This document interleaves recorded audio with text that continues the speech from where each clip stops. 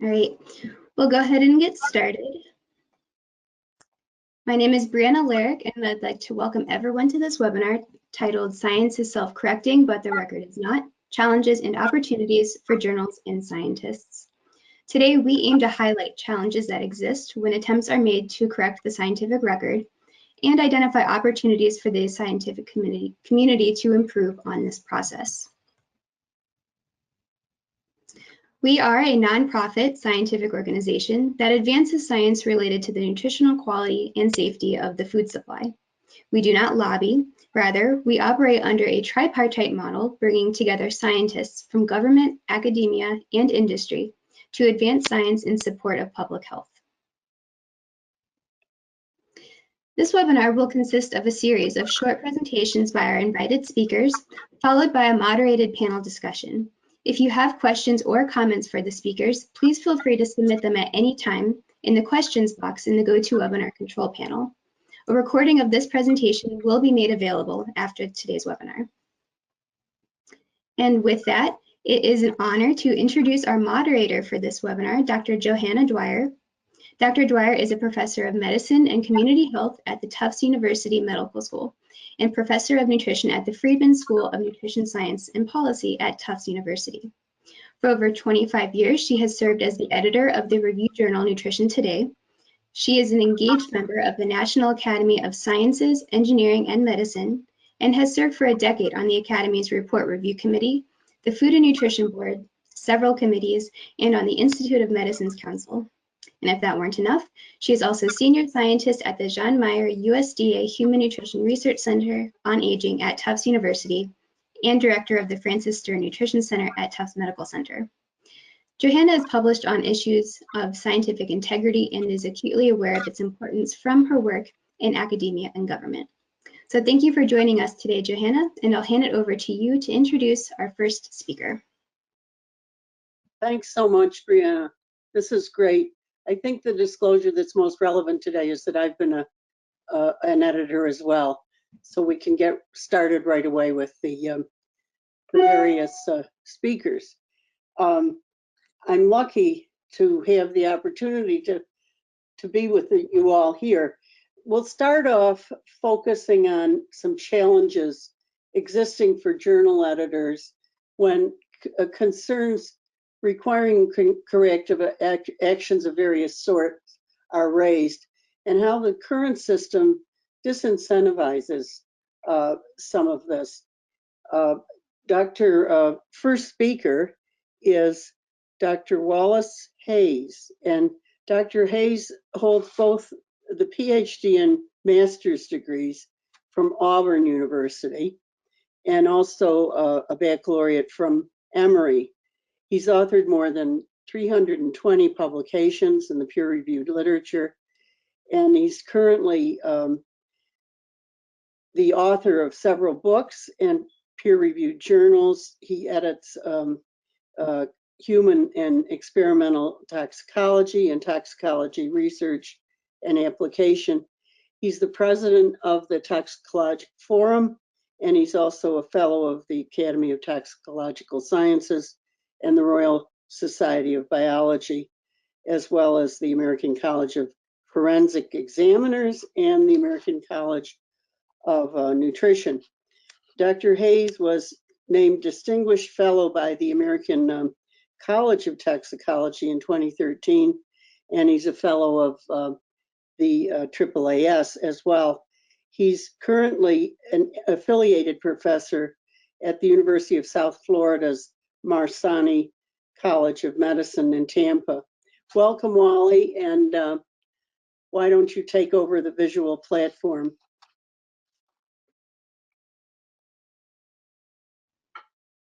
I particularly want to thank ILSI for putting together this session, because I think this is a very, very important area that we need to really delve in and think about it in a very serious way.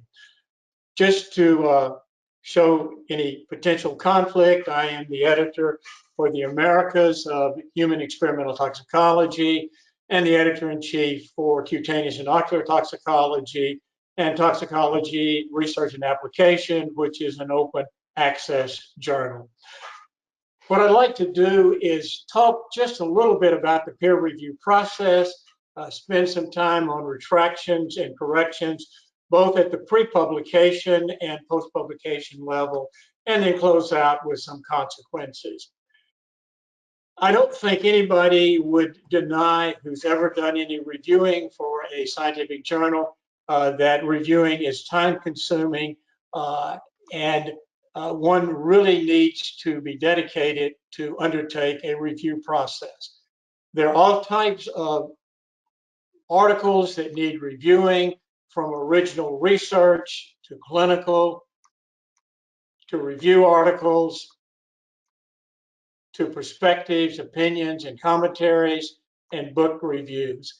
But I think in the end, it boils down to the integrity of the author to report their data as true as they can possibly represent the results that they've obtained.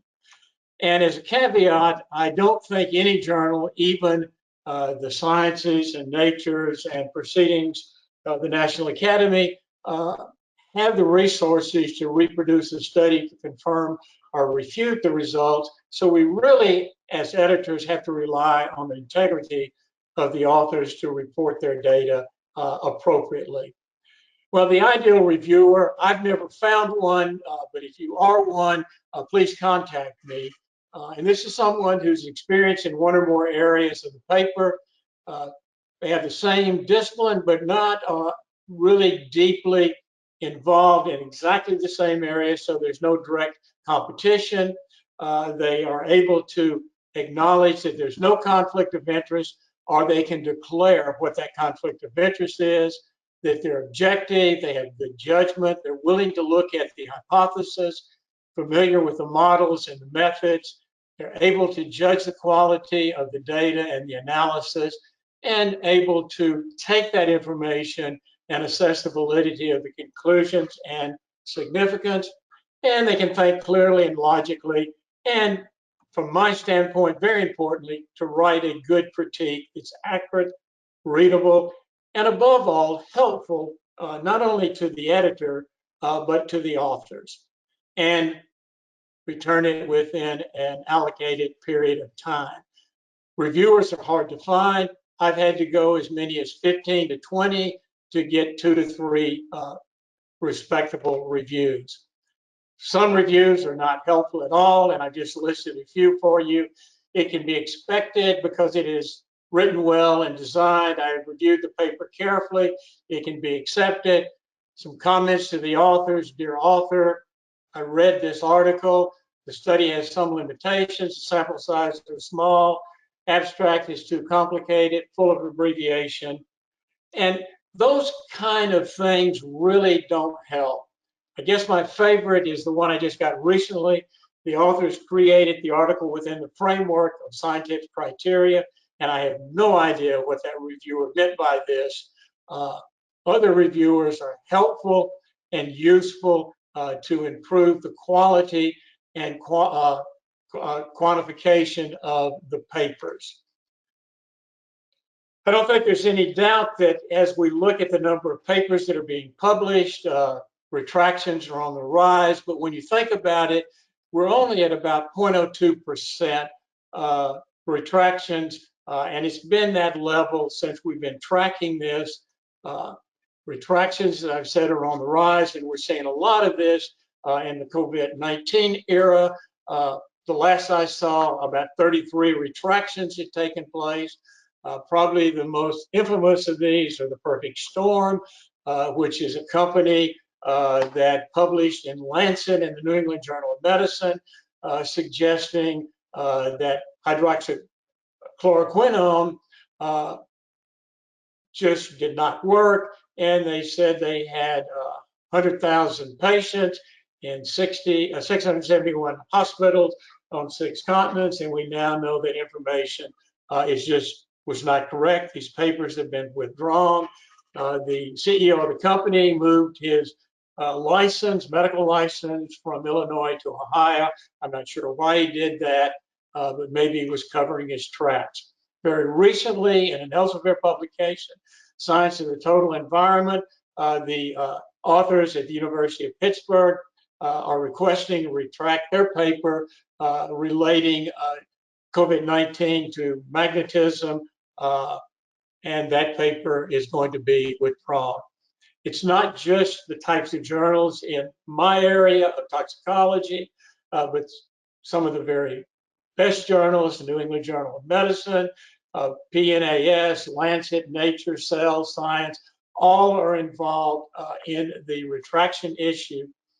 From the standpoint of pre-publication, this is really, from an editor's standpoint, where we hope we can handle these things. And in the case of Safe Publication, one of my publishers, they have set out this statement, which basically says that the publishers and the journal has the right to take appropriate action. Here's a case of one in which rejection was due to the authors and the reviewers using the same computer. So we were able to find out that that there was a fraudulent computer involved in this, that both the author and the reviewers used, and we disqualified this paper from further consideration. A second example before publication was rejection to dual submissions. They had sent it to several journals. One of my reviewers had also reviewed it for another journal. And so we then rejected and returned the paper without going forward with the review process. May not end with publication.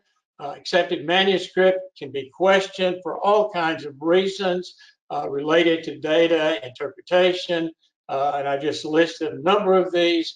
And you can go to the COPA guidelines. I'll give you their publication site where you can get the guidelines for retraction. This just lists the common reasons that we're seeing retractions.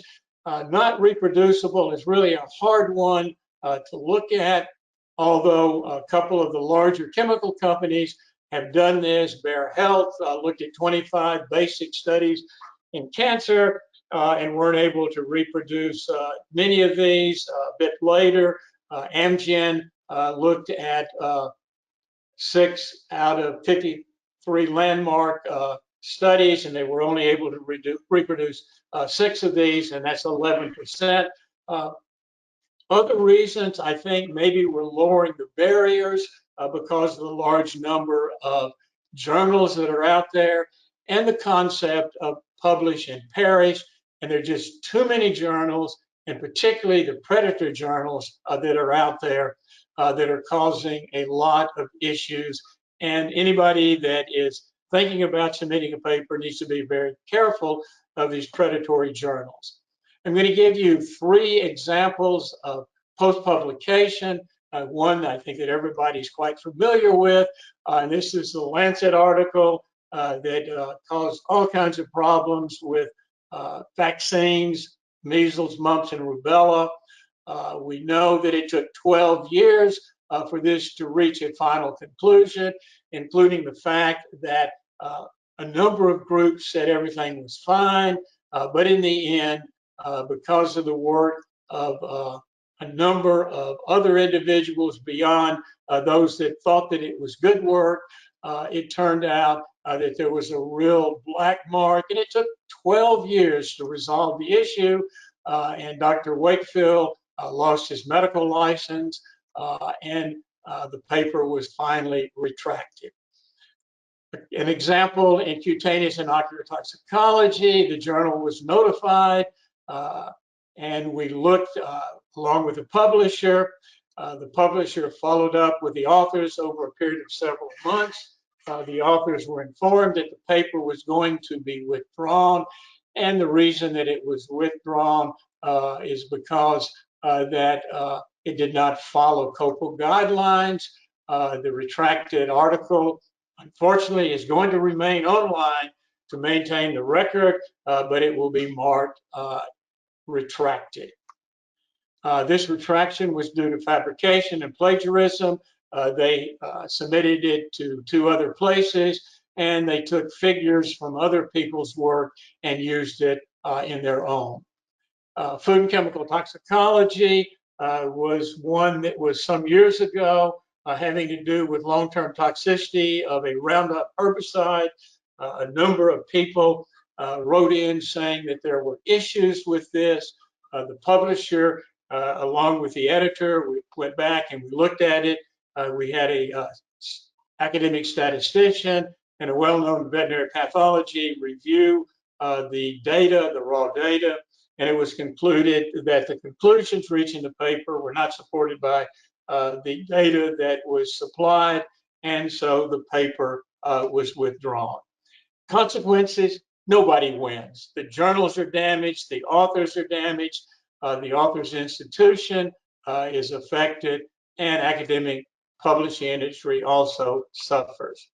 What happens to retracted papers? You can go on to Retraction database and get more information. The latest that I could find, unfortunately, was in 1999. About 8% of citations continue to acknowledge the paper was retracted. The unfortunate is that 92% of those citations never indicate that the paper that they're citing was a retracted paper. And then of 391 citations analyzed, only 6% acknowledged the retraction. So with that, I'll stop and turn it back over to our moderator, and we can go on to the next presentation. Wow, Wally, thank you. That was great. Well, now we're going to turn to the whole issue of the current system and how it disincentivizes corrections of mistake and the impact that this can have on the public trust in science and the scientific community. Our next speaker is Marsha Mcnutt. Dr. Mcnutt holds the doctorate in earth sciences from Scripps and a baccalaureate from Colorado College. She's a geophysicist and the 22nd president of the National Academy of Sciences, and I think the first woman president. Prior to that time, she was the editor-in-chief of the science journals. And so this is particularly wonderful for us to hear from her. She was also director of the U.S. Geological Survey from 2009 up to 2013. And during that time, she led the effort of USGS to respond to Deepwater Horizon oil spill, among other bad events. And for that work that she did on the containing that spill, she was awarded the Coast Guard's Meritorious Service Medal. Well, Marsha is a fellow of the American Geophysical Union and of the Geological Society of America and the American Association of Advancement of Science, of course, and also the International Association of Geodesy, which I discovered is the mathematics of shape and area of the Earth. Marsha, please let us hear your wisdom. I'm so pleased to be part of this panel. What I'd like to briefly go through, if I could have the next slide, is how there are problems with the current system and how we could do better. So in this one slide, I am going to briefly summarize all the main points I'm going to cover. So for anyone who falls asleep during my presentation, if you just remember this first slide, you'll get the whole thing. So while retractions are an essential tool for correcting the literature and preventing flawed research from having a deleterious impact on things like the progress of science, the application of science to sound decisions, and trust in science, retraction is unfortunately at best a crude tool. It's got shortcomings such as the stigma of having a paper retracted and the delay, as you just heard in the case of the Wakefield one, 12 years, unacceptable.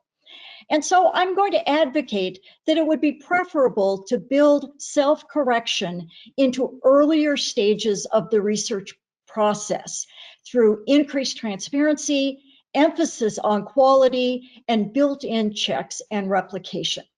So if I could have the next slide, please. So first of all, why retract? Well, retractions are important because they remove incorrect, falsified, and other untrustworthy results from the scientific literature. So they do not mislead other researchers who apply science in decisions, and they don't mislead the public. Very important in health. Retractions are a key element in the self-correcting nature of science. Next slide, please. Now, I'm just going to go quickly through some famous retractions. All of you probably recall the very famous case of the STAP cells, where a young researcher in Japan claimed that she could create pluripotent stem cells by bathing adult cells in a mild acid bath. The scientific method worked perfectly in this case because the work was immediately questioned as too good to be true. The work could not be replicated, and the institution, Riken in this case, investigated, and irregularities were indeed found. If I could have the next slide. So what went right in this particular case was that the community quickly uncovered problems in the research, including duplication of images from her thesis in the Nature paper.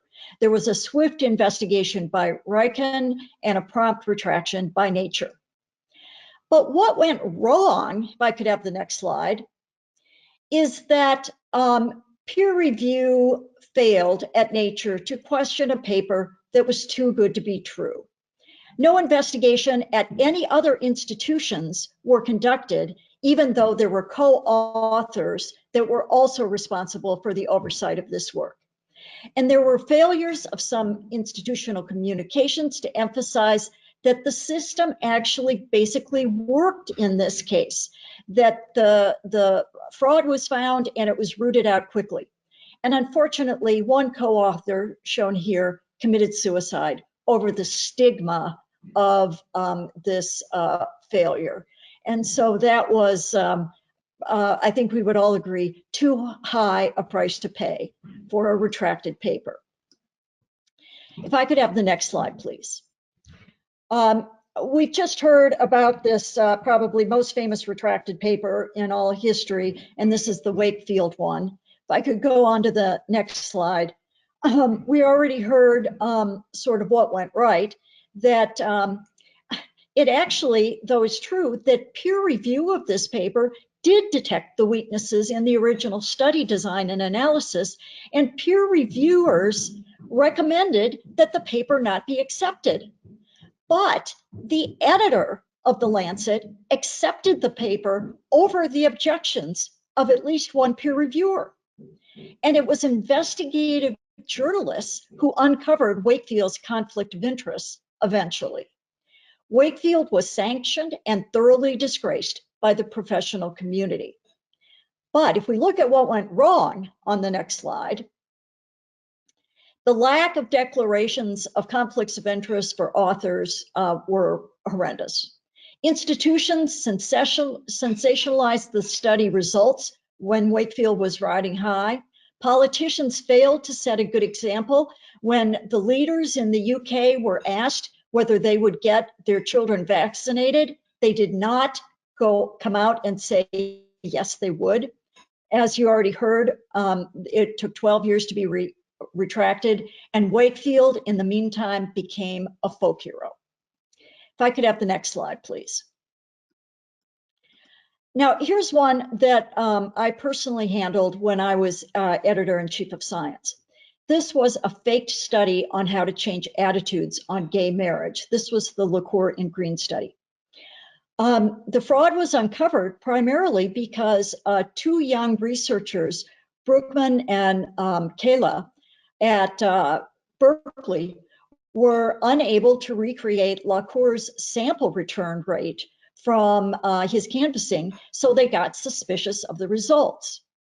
So if you go to the next slide, what went right in this case was that thanks to their work, the community quickly uncovered problems in the research in the process of trying to duplicate the results. Don Green, who was the senior author, immediately asked for a retraction when the student, Liqueur, who was at UCLA and Green was at Columbia, failed to produce the original data. So the paper was retracted by Science within a few months of publication. But on to the next slide.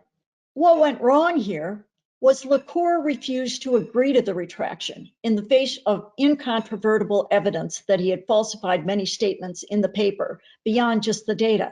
And so, in fact, what we had to do was retract it on technicalities that he had claimed IRB review when he didn't have it.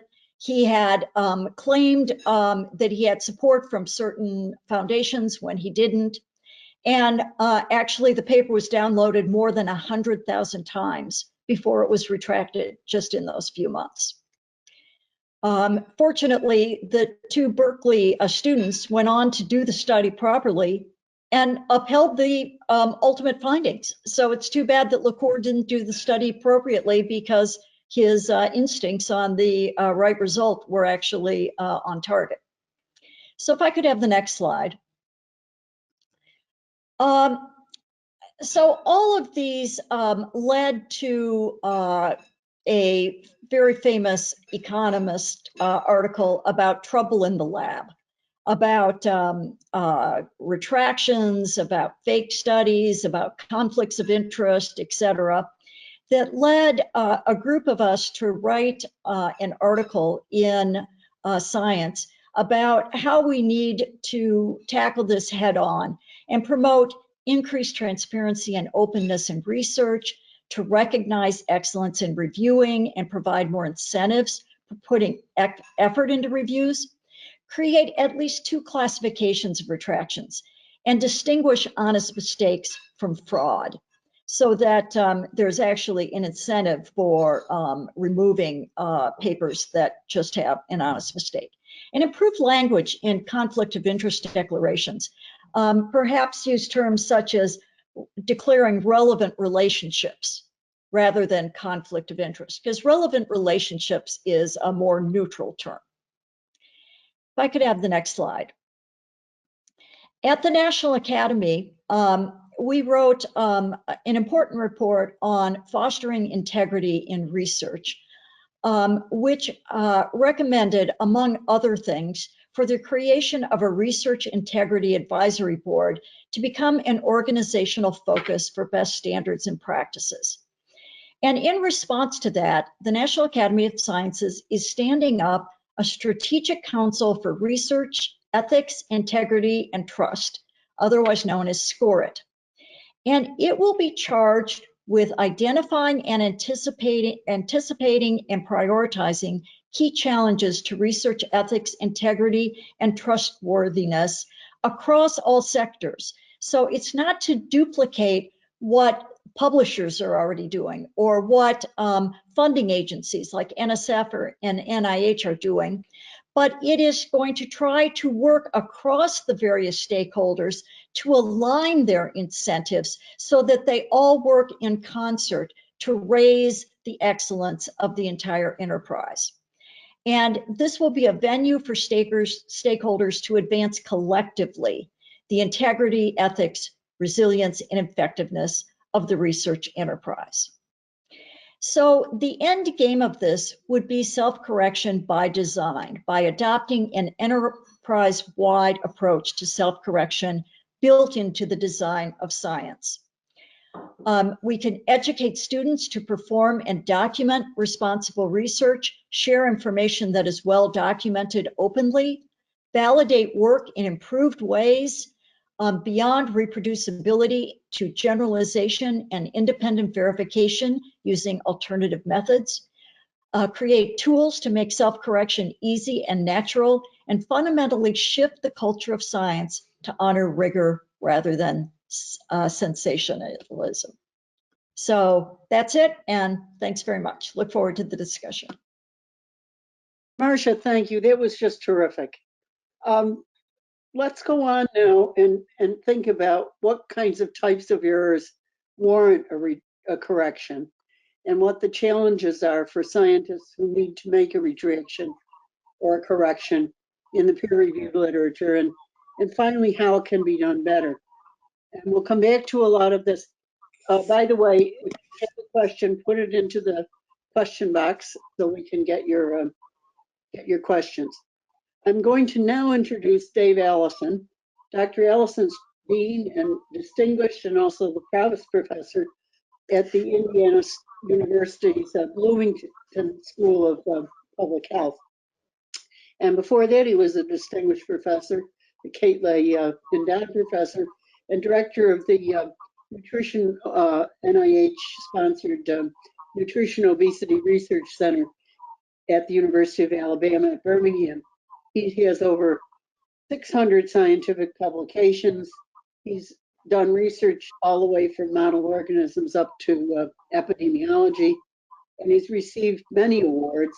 In 2020, he received the Pfizer Award from the American Society for Nutrition and the Don Owen Award of the American Statistical Association. In 2012, he was elected member of the National Academy of Medicine of the National Academies, and he's known as a staunch advocate for rigor and for truthful communication of research findings. David? Thank you, Johanna. And I'd like to thank the organizers for inviting me.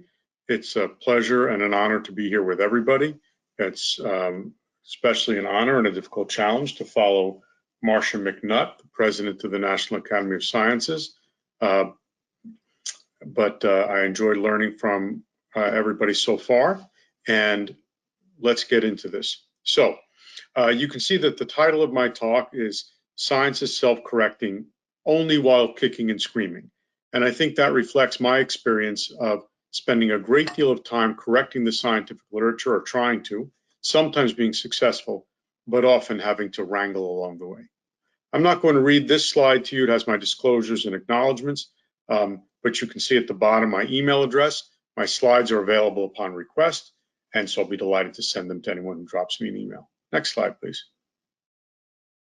And here's an outline we're going to talk about: the need for knowledge and truth, what are challenges to self-correcting literature, and what do we do going forward. Next slide. And why do we need this? You know, I sometimes get questions from people, particularly in applied areas like public health and some aspects of nutrition and obesity research, that sort of almost seem anti-science coming from academics.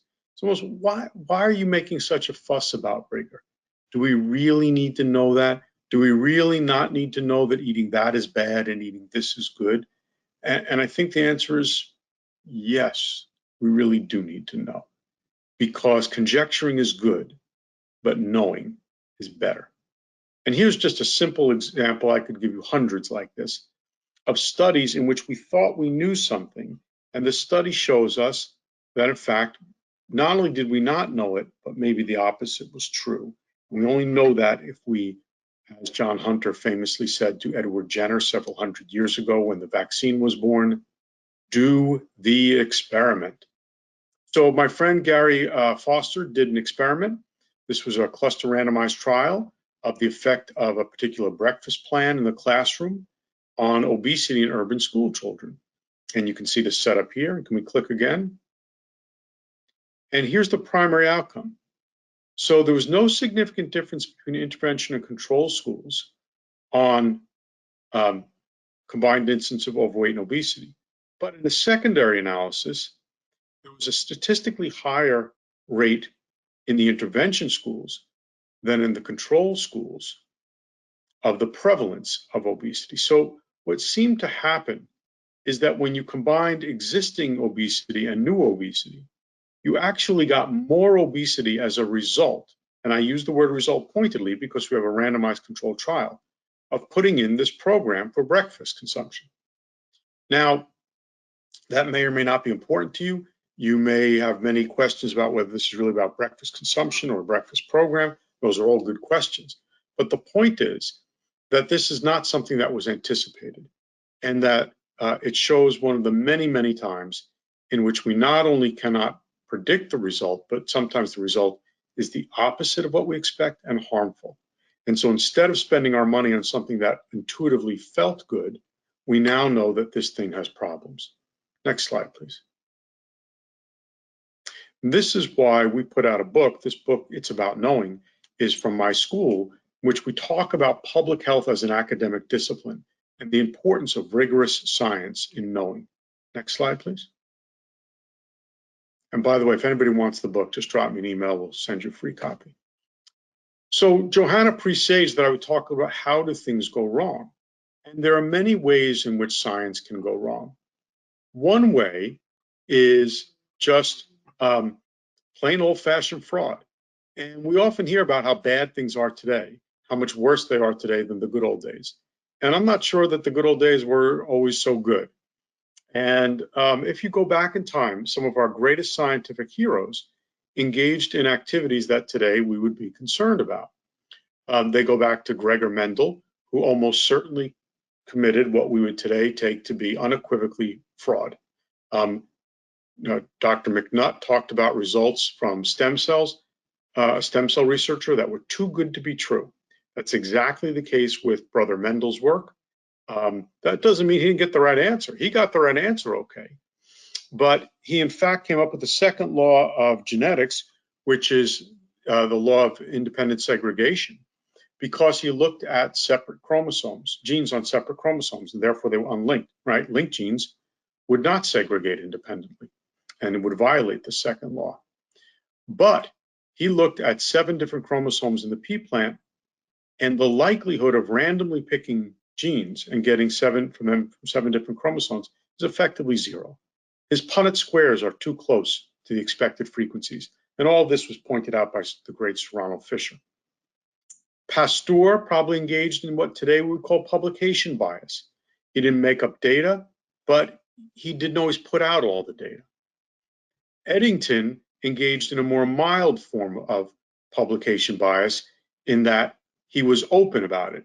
He eliminated certain data from his eclipse measurements, which verified Einstein's theory of relativity that light would bend toward the sun. But he only got Einstein's numbers correctly because he eliminated some sloppy data. He was probably right to do so, and he openly did so. But today we might say, well, did you bend it too much to get the answer you knew was true? A reporter once asked Einstein after this, how would you have felt if Lord Eddington had not confirmed your result with his experiment? And Einstein replied, I would have felt very bad for the good Lord, because it would have meant the experiment was wrong. So great confidence in the result led to a willingness to throw out some of the data, have the data confirm the result. We have René Blanc, who purportedly discovered N-rays. You may not have heard of N-rays. That's because N-rays don't exist. And there's every reason for just honest error. The great Linus Pauling published in PNAS a triple helix model of DNA. So we all know DNA is a double helix. But Pauling had bad X-ray crystallography data, and he thought it was a triple helix. And by the way, it shows the importance of keeping politics out of science. The reason he had bad X-ray crystallography data is because he was very anti-war and the government had taken away his passport, and he couldn't travel to Europe and go see Rosalind Franklin's good X-ray crystallography data. And had he done it, we probably would have had the Americans beat the Brits on discovering the double helical structure of DNA, even though Jim Watson was an American from IU, in fact. In any case, that was a mistake. That mistake from Pauling is published in PNAS. The paper exists to this day and has not been retracted. And we'll get into that. Should that be retracted? I think the answer is no. We'll talk in a little while about why. There are plain old-fashioned substandard methods. There's a very famous paper about children with apparently too large thymuses having their thymus glands irradiated, which is near the thyroid and therefore caused thyroid cancer and killed some kids who in fact had perfectly normal thymus glands, because thymus glands were estimated originally the norms from cadavers, which tended to be malnourished poor children who had lower than average thymus glands, leading to bad norms. So that's just bad science. It should have been known as bad science even back when it was done. People knew how to sample back then, and that was just sloppy, and it led to deaths. And then we have just plain old-fashioned weak science. And so, for example, what do you do with all the large number of studies where they accurately report what they did, except what they did was kind of weak, junky, sloppy science. And that may relate to that GMO paper that our first speaker discussed and that was retracted. Were the data fraudulent? I don't think so. It's not my understanding, but it was weak science. It was weak science that was known to be weak when it was published. Should that have been retracted? Let's go to the next slide. So science is self-correcting, right? Merton's norms would suggest it should be. I refer you to Merton's famous paper and work on this, but is it? Next slide, please. John Ioannidis have indicated that it's not as a result of many of these biases, right? Science is not a magical process. It's not as if you throw a scientific paper on the table, it somehow corrects itself. It's only self-correcting if the community of scientists correct it. And scientists are people, and we have all the same flaws all other people have. So we've got to buttress our flaws with circumstances that help us overcome them. Next slide, please. We need to cultivate the scientific attitude, and this is a great paper on it, a great book on it by Lee McIntyre that I refer you to. It's a fun read. We need to cultivate the scientific attitude, which is an attitude in which what really distinguishes science from non-science is not the old Popperian attitude ideas that have largely, I think, been abandoned, but is simply an openness to data and evidence and a willingness to change one's views in the face of systematic data and evidence. Next slide, please.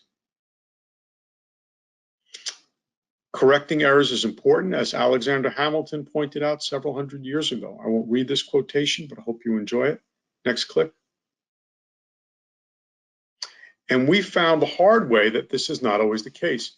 I started writing letters to the editor 5 or so years ago and started having these amazing experiences where some things got retracted, some didn't, some people admitted mistakes, some wouldn't.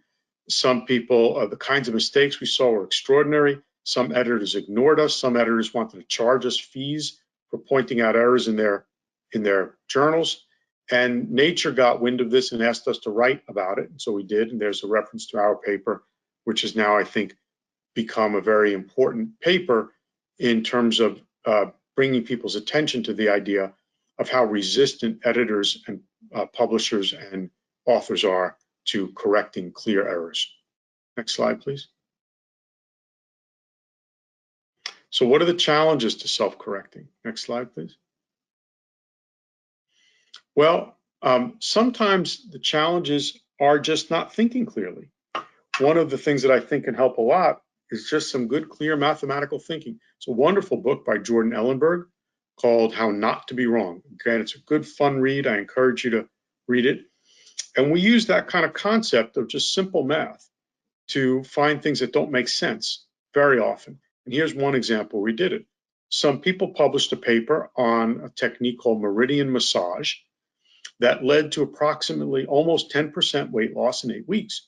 Now, if any of you have ever tried to lose weight, and I bet many of you have, like me, you've probably found that losing 10% of your body weight in 8 weeks is no small and easy thing. So to lose it by getting massage, wow, that sounds great. Back to Marsha Mcnutt's thought, too good to be true? So I looked at this and I said, sounds too good to be true. The authors had put in the paper their BMIs at baseline and their weights at baseline and their BMIs at the endpoint and their weights at the endpoint. So now I could say, wait a minute, BMI is weight divided by the square of height. If I know weight at both points and height at both points, I can solve, and BMI at both points, I could solve for height.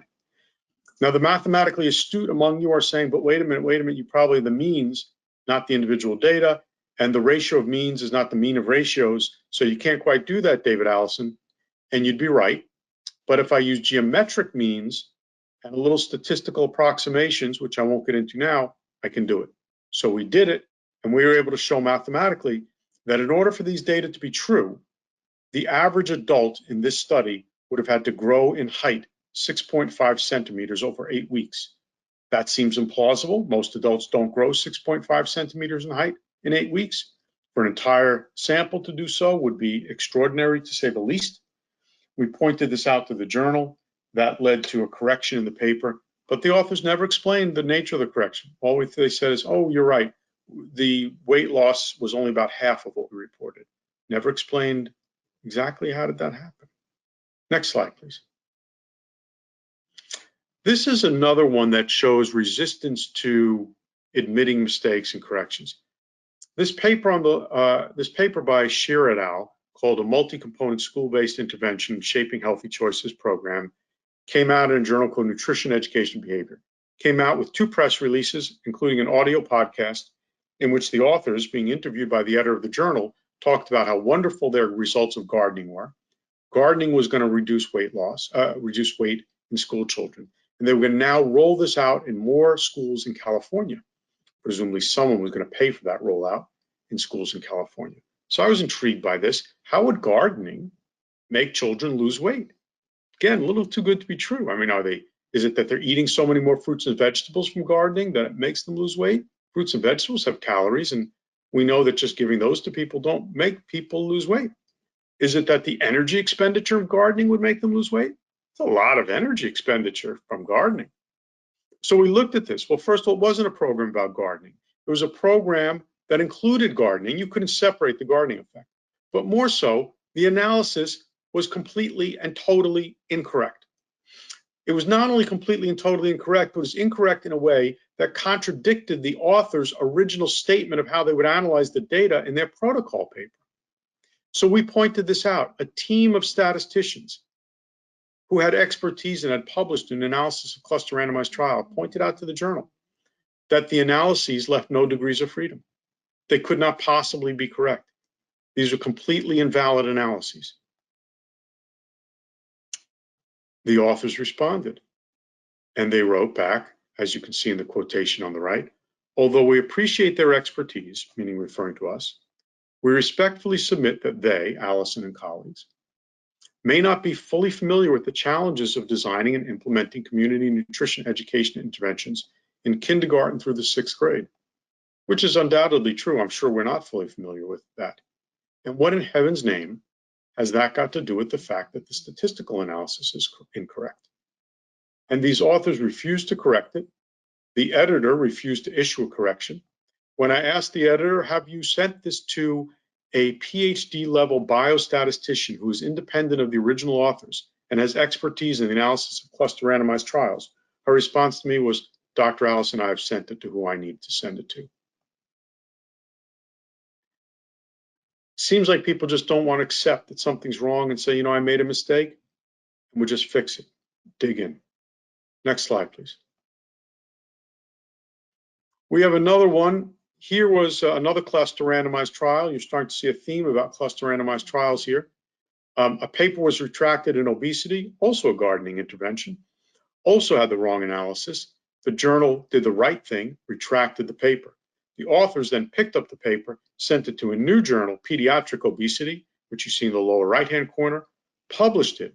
When Retraction Watch contacted the editor of Pediatric Obesity and said, this is odd, why would you publish a paper that was retracted from another journal? The editor said, I didn't know it was retracted from the other journal, which was okay, fair enough, and then did nothing. Next slide. Here's one where the editor did something, but not fully. This was written up in Retraction Watch you can see the article on the left. A set of authors published a paper in Obesity Facts, making an assertion, and that controlling for baseline pre-randomization covariates in randomized controlled trials leads to bias. And we said, no, that's not true.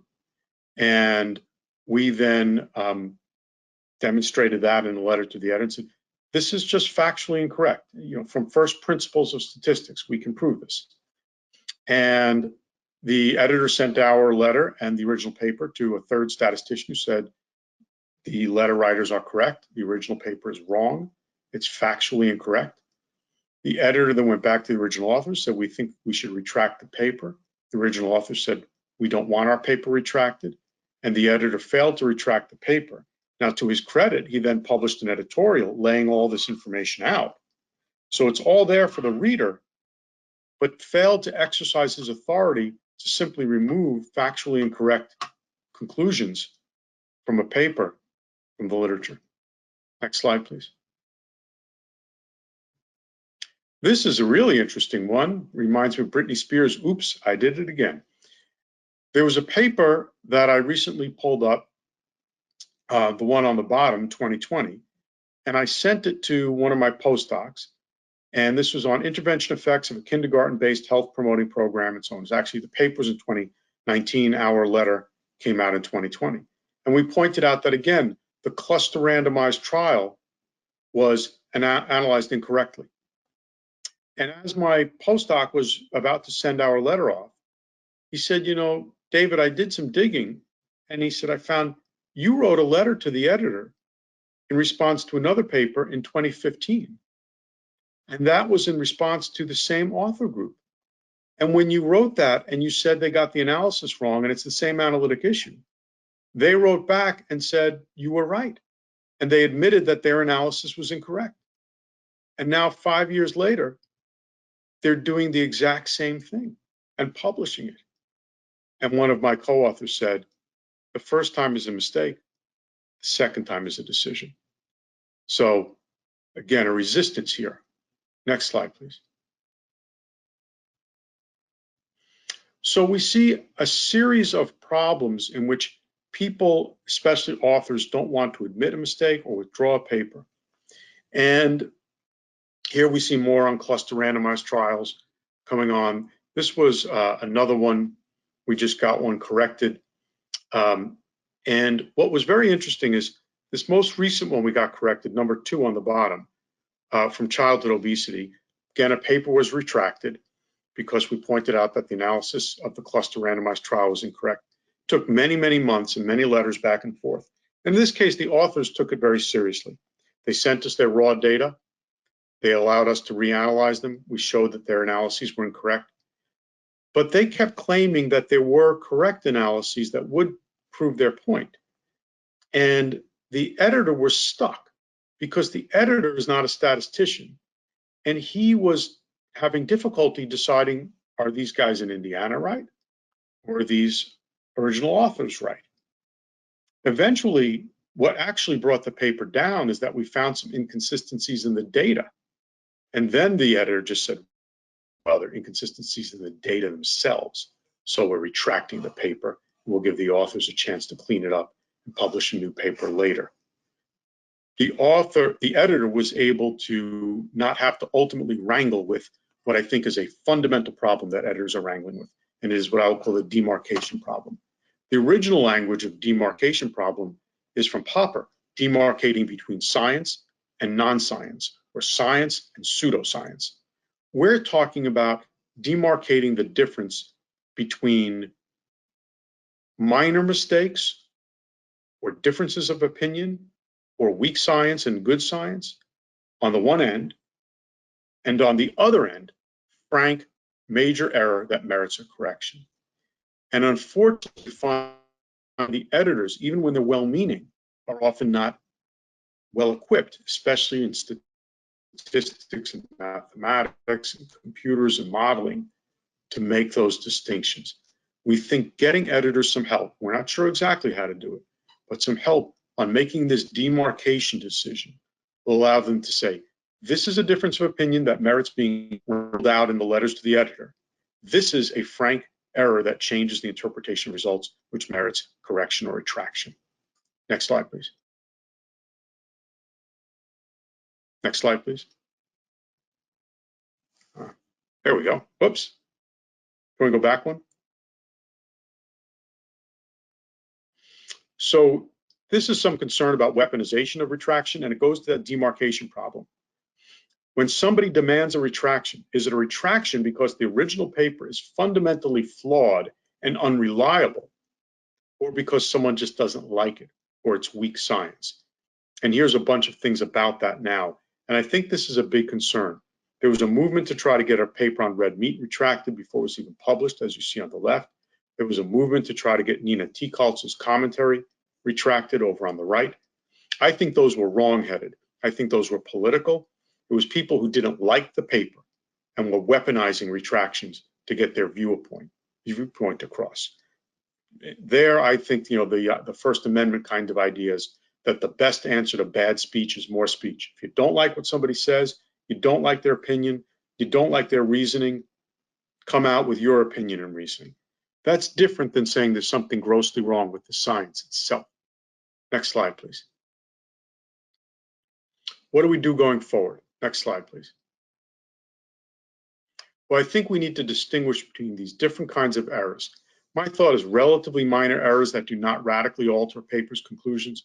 There's a rounding mistake, a calculation mistake, a typographical error. One bit of data was misread, but overall the story is more or less the same. My feeling is it needs to be corrected. I've had those mistakes in my papers. It's embarrassing, it's awkward. Fix them, move on, no big deal. Put out an errata or a car agenda. Major errors that radically alter the paper that any well-trained or informed scientist working in the area should have been aware of merit retraction. That could either be a plain retraction or retract and replace. Right? If it's an honest error, person really screwed up the data. We've seen this. Someone loads the entire incorrect data set, analyzes it, and publishes a paper. It's happened. Or misaligns the data. For people who use Excel, this happens all too often. Please don't use Excel as your primary data management tool. Those, I think, if the paper was worthy of being published, had the analysis been done right, then fix the analysis, retract and replace the paper. Still a retraction, but there's no ethical stigma. Major errors that radically alter the conclusions but are new enough to have sufficient disagreement in the field to not be commonly known as errors, I think those merit commentaries, like the one I gave you an example over on the right. And I think that is that's the famous Linus Pauling paper, the triple helix. I don't think it should be retracted because I think Pauling was working at the leading edge. I think part of the scientific discovery process at that point was making that mistake. And I think the mistake needs to be pointed out. There should be commentary about it. It shouldn't be hidden, but I don't think it needs to be retracted. Next slide, please. I think we need to do this civilly and politely so that we criticize the science and not the person. We need to publicly comment on differences in interpretation and research, but we need to hold our public comments that may impugn someone's reputation until all the facts are in. You've heard me say some tough things about some papers today. I've tried to avoid saying things about the character of individuals. It's possible that my comments about their papers or what they've done may suggest conclusions to you about them, but I've only done that after the facts are in. Before the facts are in, we go to the person, we go to the journal. We don't go publicly. I know other people don't always agree with that. They want to go right to PubPeer and Twitter, and that's their First Amendment right. But I think the more we are aggressive, the more we impugn people's reputation before all the facts are in, the less we will be able to have a civil, reasoned dialogue about this and destigmatize honest errors, and therefore get people to be willing to admit and correct honest errors. Next slide, please. I'm not going to go through all this, but there's a wonderful book, which I disclosed to you that I'm a part of the panel that generated this book. So forgive my hubris in saying it's a wonderful book, but it's a wonderful book.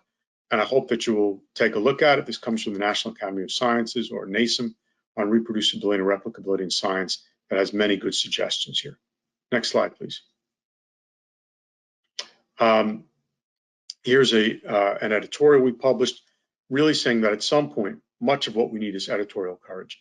I think editors are the key linchpins here.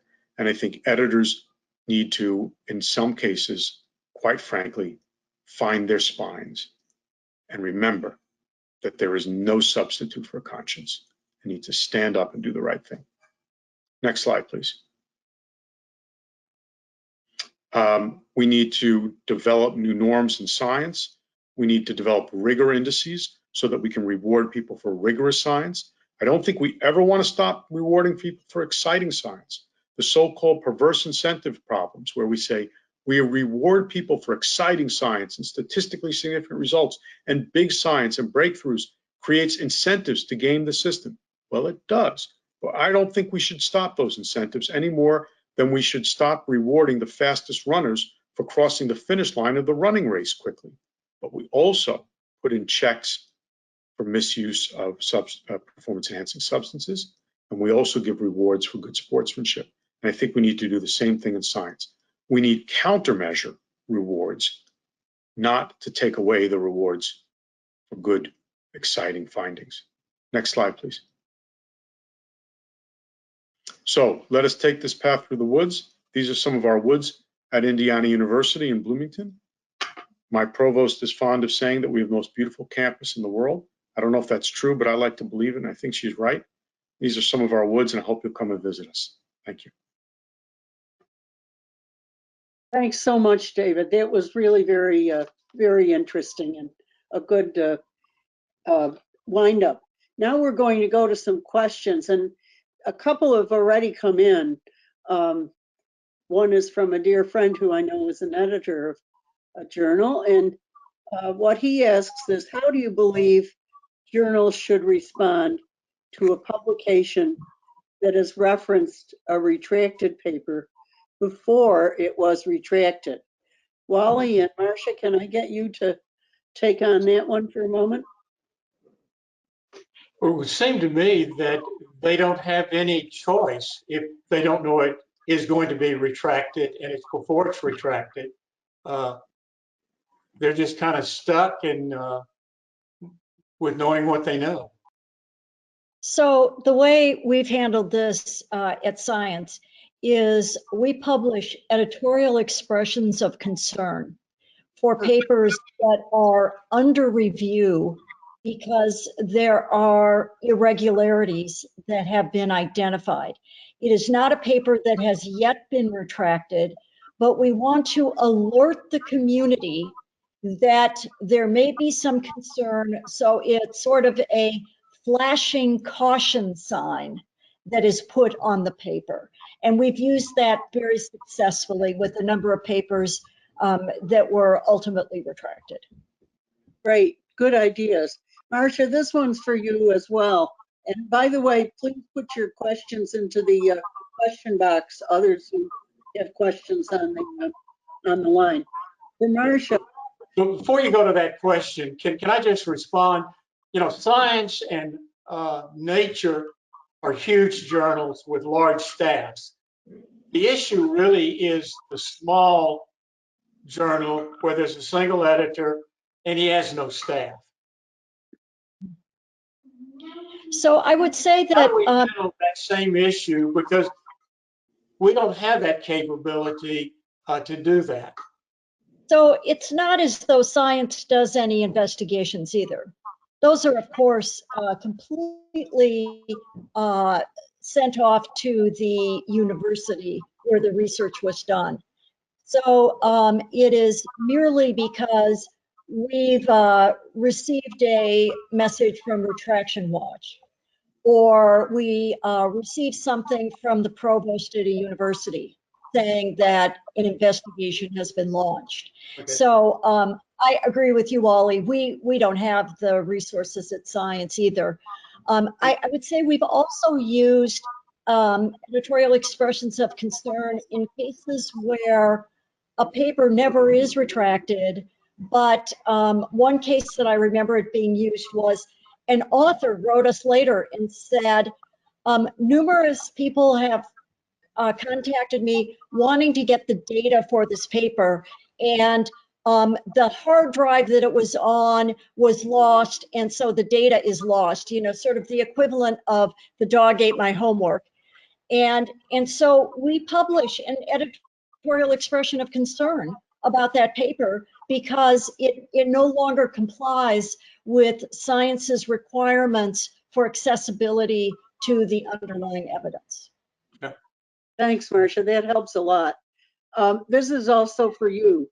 You mentioned distinguishing different types of retraction so that we could distinguish between an honest error and something that's not an honest error. The questioner says, even COPE, that's the Council on Publication Ethics that I think several of you mentioned, now acknowledges that fault should not be a deciding factor for editors in determining whether or not a retraction should occur. Because Cope apparently says now, Yes. the purpose of which is to correct the literature. So the questioner says, I'm concerned about how we might try to distinguish between two types and who'd be in charge Right. of the determination. Yeah. So, I've seen all sorts of different methodologies put forward for this, and it's indeed true that if you try to distinguish fault, and let's say you have a paper with 30 authors, and you're trying to say which of these 30 authors is responsible for it, then you can get into a blame game that never ends. And so I think Cope is right saying, no, let's just determine whether the paper is flawed and needs to be removed. And then there's that.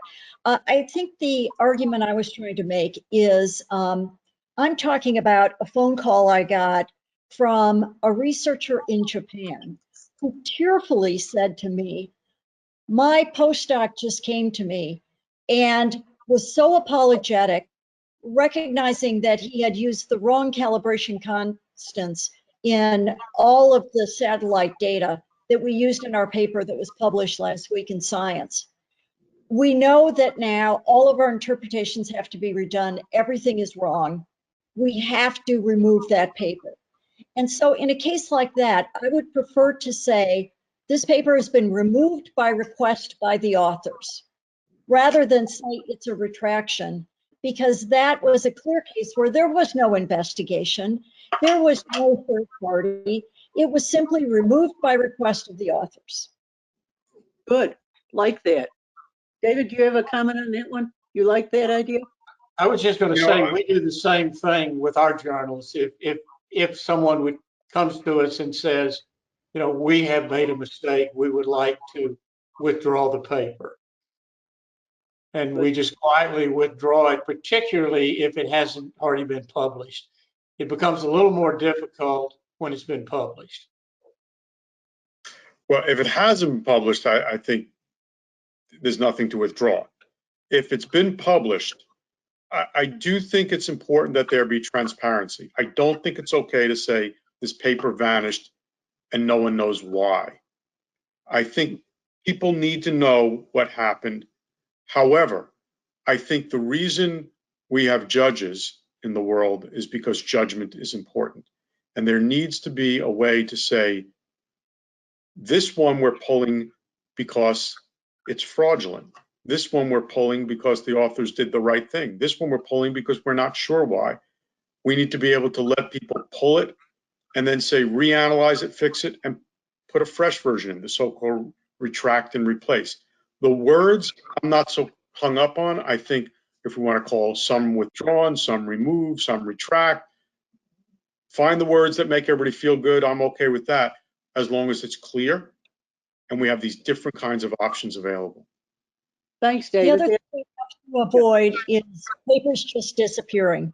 We had a case at Science where an author took a science paper and an American Chemical Society paper, took half from one paper, half from the other paper, and published it in a third journal. And, it came to our attention through some plagiarism check that this had happened. So Science wrote to this third journal and said, by the way, you've published a plagiarized paper from Science and ACS. You need to retract this paper. So we checked back a little later, and what they had done was they simply excised it from their website so that there was like this gap in the journal. And we wrote them and we said, you didn't retract it. And they said, oh, well, we just took it out. And of course, there were still copies of that paper all over floating around. And we said, you can't do that. You have to actually retract it so that there's a clear sign that that is not the right thing to do. Oh, that's wonderful. It's like some resumes I've seen where there's this gap of 10 years while the person was in Club Fed or something. Well, Wally, the next one's for you. And it's, in your opinion, what went wrong and what went right on this in the Seralini case? And you need to tell us the Seralini case again. And also for you is how should papers be reviewed in order to minimize the need for retractions and corrections later? Let me take the Seralini paper first, and that was the paper from Food and Chemical Toxicology that was entitled Long-Term Toxicity of a Roundup Herbicide and a Roundup Tolerant Genetically Modified Maize. The retraction information was published in Food and Chemical Toxicology in 2014, issue 63. Basically, what happened in that paper was about 200 to 300 letters to the editor came in on both sides of the issue. We went back and looked at the original reviews, which were not helpful at all, and leaned it, if anything, towards not accepting the paper. Nonetheless, the associate editor accepted it. We began to reevaluate it. We got all of the raw data from the laboratory. A statistician reviewed that data and concluded that the wrong statistics had been used. And the pathologist, veterinary board certified pathologist, reviewed all the pathology and concluded that the conclusions that were reached based on the pathology were incorrect. And as a result of that, we interacted with the authors, requested that they withdraw the paper. They decided not to. It was retracted. They turned around and published it in another journal, understanding without any review whatsoever. So that's that paper. I don't think anybody in the end ever wins with a retraction, with the exception of maybe science does win in the end. What was the other question? Can you repeat it? Yes, it was just how do we, how, it's just, the question was, how should papers be reviewed? So Okay. Yeah, that's a great question. It's one that I've thought a lot about, and one that I don't know anybody that's doing it. We teach people how to do research. We encourage them to reproduce their work. We encourage them to validate their methods. We do everything on the front end of the publication. But to my knowledge, there are no seminars, no programs out there that help young people, new investigators, graduate students, postdocs.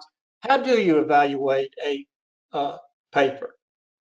And I think, we've got to really remind ourselves that people have never, to my knowledge, been trained in reviewing of papers. The journalists probably have, but not the scientists. And so I would think that that's a way to start. Secondly, from my standpoint, the way I would recommend that people review a paper is look at the figures, look at the tables, draw your own conclusions. And now that we are getting so much supplementary data, not to forget that supplementary data. And let me just give you an example of a recent paper in which the authors had good analytical methodology, but they had one table in which they looked at various types of plastics in a variety of aquatic organisms, clams, shrimp, shellfish, and sardines. And the plastic levels were extremely low in all of the aquatic species, with the exception of sardines. And there was about, according to the figure, 3 milligram per gram elevation in the sardines.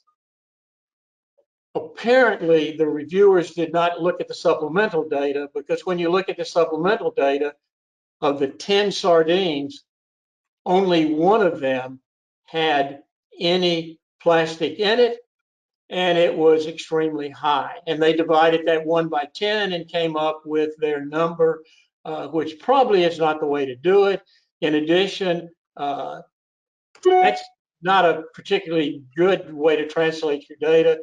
The other was, if you look at the supplementary data, it was not on 1 gram of organism, but on 10 grams. So they translated 10 grams to 1 gram, but also used only one, they divided that 1 fish by 10. So I think, people have to look at the data, evaluate the data, and then make their conclusions. And as I showed you in my talk, so many people simply just say, I looked at it and it's okay. It's difficult to get good reviews. And so I would just plead with everybody that's out there, think about being a reviewer and giving us good, in-depth reviews that help the authors and they help the journals. Thank you, Wally. Did you have something to say on that, David?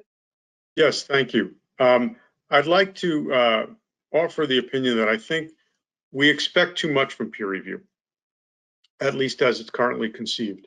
I think the idea that we need to find better reviewers or train better reviewers, I think, is a dead end.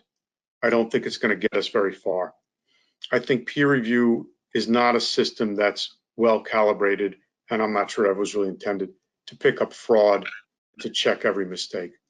I think to say that peer review doesn't work because of some of these problems that occur, where were the peer reviewers, why weren't they trained, would be like saying restaurant reviews are not worth reading because most restaurant reviewers can't detect salmonella, listeria, and poison in the food. They're not meant for that. They're meant to detect the culinary aspects. And I think similarly, we should not expect peer reviewers to be fraud detectors. They assume that the paper is reasonable or not fraudulent, truthful, and then work from there. We may need other systems to detect fraud and correct fraud, and other systems to correct profound error. That's not what we should expect our peer reviewers to do. Great. Thank you. There's one last question, then we're going to go to a round. Oh, go ahead, Marsha. Yeah, the only thing I wanted to add to this, I agree with David about the appropriate use of peer reviewers is not to detect fraud. But I do agree with Dr. Hayes that I think there is a huge issue about the overburdening of the peer reviewers and the difficulty in finding peer reviewers. We had a meeting at Science where people from American Chemical Society and AGU, which publish a lot of journals, but they also can connect their member base to their reviewer base. And what they found was actually interesting, was that the authors to their journals are truly international, coming from everywhere. But the reviewers that the journals were pulling from were largely Northern Europe and North American white males. So that basically a small subsection of the community was being tasked with doing the quality control for the entire globe. And so until we actually broaden the pool of peer reviewers and trust their what they're telling us, we're going to have this problem of overburdened peer reviewers. Good point. Good point. Thank you. That alarm that went off was to tell me that we have to get to the last 2 questions, which are a round robin. And I think what I'm going to do, because we've only got 10 minutes left, is to go to each of you with 2 aspects to the question. The question is, what do you see as the most impactful thing, first of all, that scientists can do? And secondly, journals and journal editors can do to improve the corrections process. So why don't we start with Marsha, and then David, and then Wally. Okay, so for scientists, I think they need to model the highest ethics, model exactly those kinds of issues of integrity, honesty, care to attention to their students and to their colleagues. They have to walk the walk, they have to talk the talk. When they have trainees, show them the correct path. They have to expose their own work to criticism and to critical review. They have to take review gently and in the intent that it is. They have to show that they are controlling for their own biases. So I think that's what they have to do. I think what journals have to do is exactly what David talked about. They have to hire editors who will stand up to make tough decisions. Because when journals will not make tough decisions, then really all is lost, and we're going to have polluted literature. Thank you so much. David? I think for scientists, they need to, we need to go back to our roots, both as individuals and as trainers of the next generation and standard setters of science, to have an uncompromising commitment to truth. This is something that may seem obvious, but is apparent not true, not always there. I think we need to get people to say, no, your primary goal as a scientist is not to tell people what they should eat or how they should or shouldn't do this public health practice or to advocate for it. You can advocate, but as a scientist, your primary commitment must be to truth.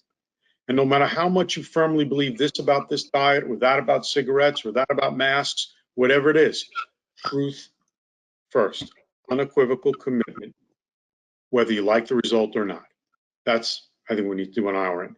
For the editor's end, I think we need to first get editors to accept that it is their responsibility to correct errors. Second, we need to get them to recognize the demarcation problem. And then third, we need to get them help finding the resources to wrangle with the demarcation problem, because right now they can't do it. Thank you. Great. Wally, any thoughts on those two issues? See, I think I'm unmuted now. I think that both individuals have really hit on some important things. One, control your bias. I think that is very, very important for reviewers, not to let their bias interfere with their review. And I think in the end, we're all looking for the truth as reflected by the data. And that takes me back to Linus Pauling. I don't think that he fabricated anything. I think he built on the data that he had. Did it turn out to be wrong? Yes, but that's going to happen in science. If we don't continue looking for new avenues of research, we're not going to get anywhere. And so we're going to have these kinds of issues. I would plead for people that review to, if you make a commitment, to follow through on it and to do it the best you can possibly do it. From the standpoint of editors, being involved with small journals that have relatively small budgets, most of the work falls directly on the editor. In many cases, when there are questions as to whether a paper should be rejected or it's got some major efforts, I just have to sit down and reread that paper and make a decision as to whether it's going to be continued in the review process or we're going to reject it. Thank you so much. These are great. There have been a couple of questions we won't have time to answer, but maybe we can get to afterward. One is, should statisticians be reviewing papers as one of the reviewers? I think most of us feel yes. Should reviewers be paid? That's an interesting one. But the last one, there are two others. One was asking about papers that were negative or null results, how to get those published. And finally, a statement by one of the questioners is that this questioner doesn't agree that the primary goal is for truth, rather it's for the pursuit of knowledge. And when we fall into the truth trap, we start believing we are truth sayers. That's an interesting way to end a seminar, I think. Let me just briefly comment. Negative data, in my opinion, can be important. And at least the journals I'm involved with, we do accept negative data. Yeah, I would add that I don't see that there's, Dr. Hayes talked about the proliferation of journals and how it can have negative consequences. But one of the positive consequences is you can always find an outlet to publish any technically correct paper. So if your paper has negative findings, but is technically correct, you will find a journal that will publish that paper. So I don't see that that's a barrier any longer. Wonderful. I can't thank you all enough for a wonderfully stimulating session. And let's do it again. Thank you so much. I think we're ready Thank to you, everybody. For doing this. We'll give you 1 minute back. Take care.